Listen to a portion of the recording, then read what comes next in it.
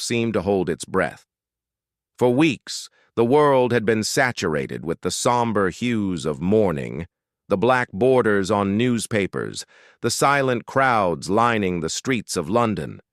The passing of the beloved Queen had left a chasm not just in the heart of the nation, but in the very fabric of the Commonwealth.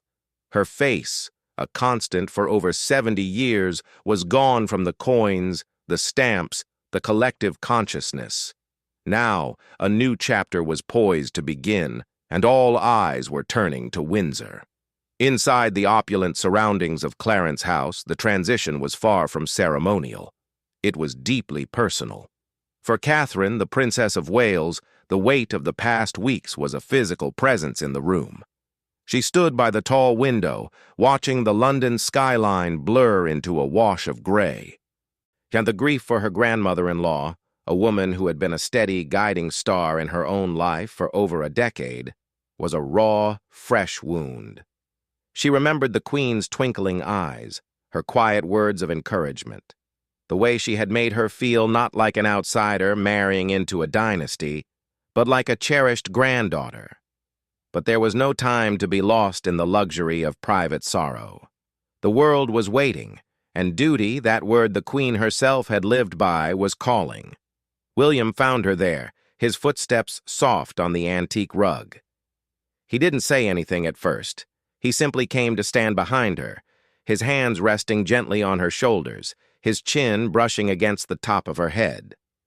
In the reflection of the glass, she could see his face, a portrait of profound loss and immense responsibility. He was not just her husband today.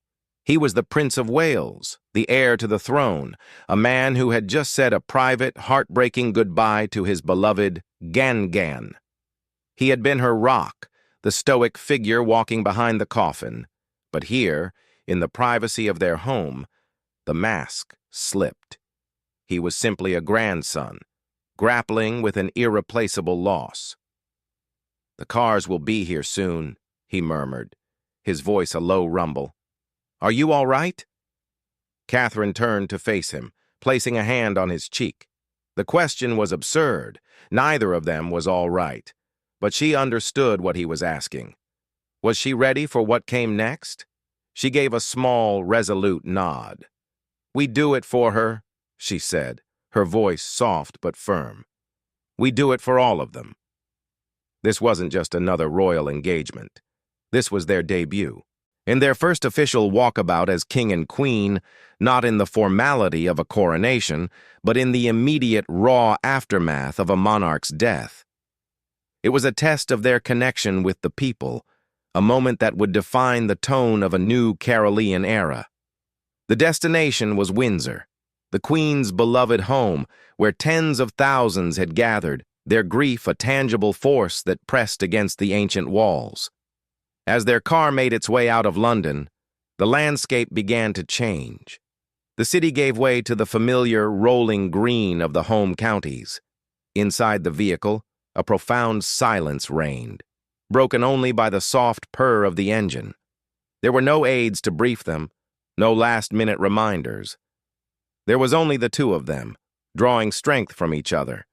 Catherine looked at William, taking in the set of his jaw, up the slight furrow in his brow. She reached over and intertwined her fingers with his. He squeezed back. A silent thank you. They were a team, a partnership forged in the fires of public scrutiny and private joy. And today, they would need each other more than ever.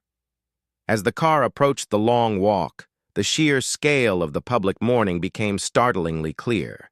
The iconic 3-mile straight avenue leading to Windsor Castle was not a road.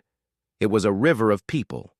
They stood 10, 20, 30 deep on either side, a mosaic of faces young and old, many draped in Union Jacks, clutching flowers, photographs of the Queen, and handwritten notes. The car slowed to a crawl. This was it. The moment of truth. The car door opened, and a wave of sound washed over them. It wasn't the cheering that usually greeted them. It was something deeper, more complex. It was a collective sigh, a murmur of recognition, a swell of applause that was both sorrowful and welcoming. As William emerged, followed by Catherine, a hush fell over the nearest section of the crowd, quickly replaced by a roar of approval. They were here. Their new king and queen had come to them.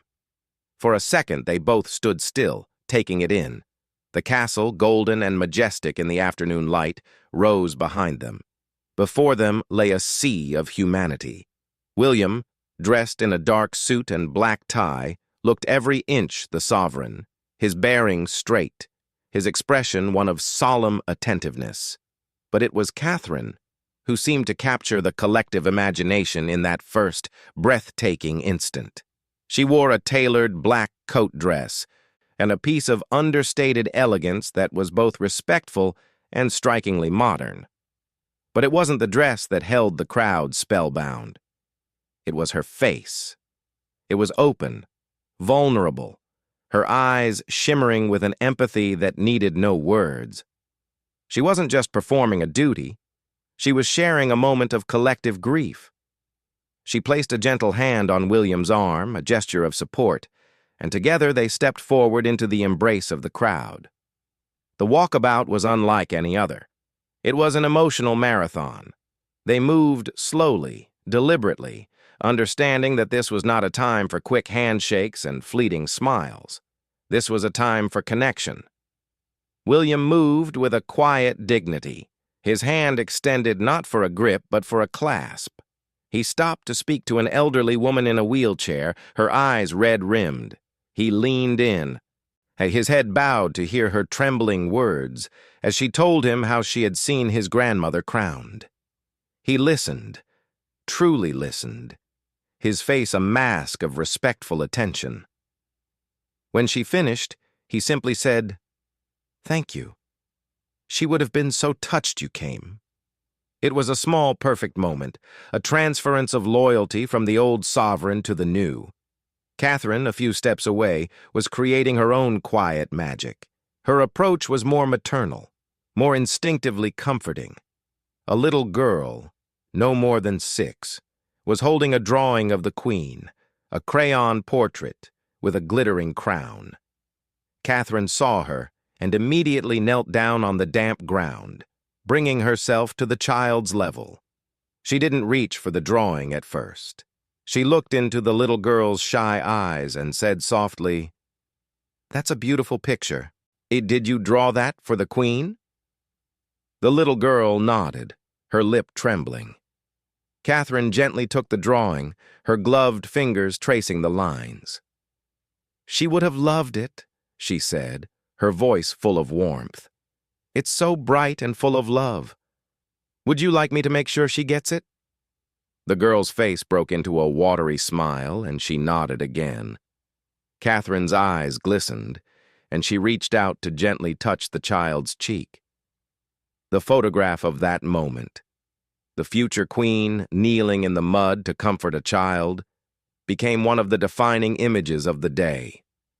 It was pure, unscripted, and profoundly human. They moved on, a slow procession of shared sorrow. An elderly man showed William a faded photograph of himself as a young soldier, standing guard outside the palace in 1953. William studied it intently, asking him questions, drawing out his story.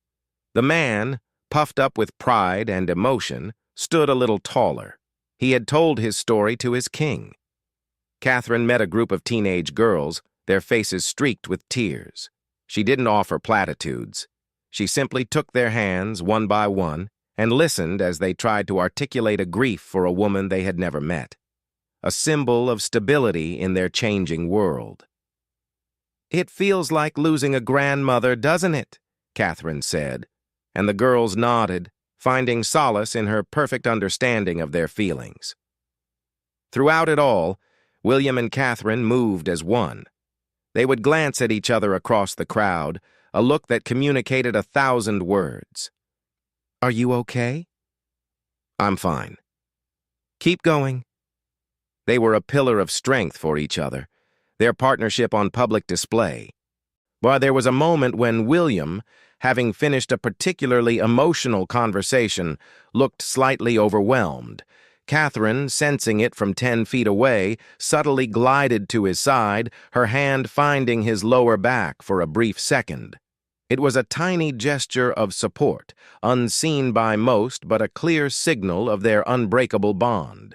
He straightened, took a breath, and moved on, fortified by her presence. As the afternoon began to wane, they reached the vast sea of floral tributes that had been laid in front of the castle gates. It was a breathtaking and heartbreaking sight. A carpet of color, tens of thousands of bouquets, teddy bears, and handwritten messages stretching as far as the eye could see. They paused here, their faces showing the full impact of the moment. And this was the physical manifestation of the nation's love for his grandmother. William stared at it, his jaw tight, fighting to maintain his composure. Catherine stood beside him, her hand on his arm, her presence a silent anchor. They spent a long time just looking, absorbing the sheer scale of the tribute. Then they began to walk slowly along the edge, reading some of the messages. "Thank you for everything, ma'am. You were the only constant. Rest in peace with your Philip." It was a reading of the nation's soul. Before leaving, they had one more task, one more moment of profound connection. They stopped to speak with some of the park's workers and volunteers who had been tirelessly managing the crowds and the tributes for days. These were the unseen, unsung heroes of this national moment. William and Catherine took the time to thank each one personally. They shook hands with the police officers, chatted with the florists who were carefully organizing the bouquets, and spoke to the groundskeepers. Catherine asked a young woman if she'd had a chance to rest, her concern genuine. William thanked a group of stewards for their incredible service. It was a lesson in leadership, a demonstration that no role was too small and no gesture of thanks was insignificant. Finally, as the light began to soften into a beautiful autumn gold, it was time to go. They made their way back towards the waiting car, but the crowd, sensing the end of this historic encounter, surged forward with renewed energy, a final outpouring of affection. William turned and raised a hand in a final wave, a gesture of gratitude. Catherine did the same, and her smile warmed despite the emotional exhaustion that must have been consuming her. The crowd responded with a roar that echoed off the ancient castle walls, a sound that was part goodbye, part welcome, and wholly heartfelt. As the car door closed, sealing them in a blessed bubble of quiet, the silence returned. But this time, it was different. It was not the tense silence of anticipation, but the heavy, exhausted silence of a duty profoundly fulfilled. William leaned his head back against the seat, his eyes closed. Catherine looked out the window at the receding crowds, their faces still a blur of emotion. She reached over and took his hand, and he opened his eyes to look at her. No words were needed. They had done it. They had stepped out of the shadows of a monumental loss and into the glaring light of their new roles. They hadn't just performed a walkabout, they had offered a hand to a grieving nation and, in doing so, had begun to forge a new and profound bond. They were no longer just the Prince and Princess of Wales. In the hearts and minds of the millions who had witnessed it, they had become, in every sense that mattered, their king and queen. The new reign had begun, not with a crown, but with compassion,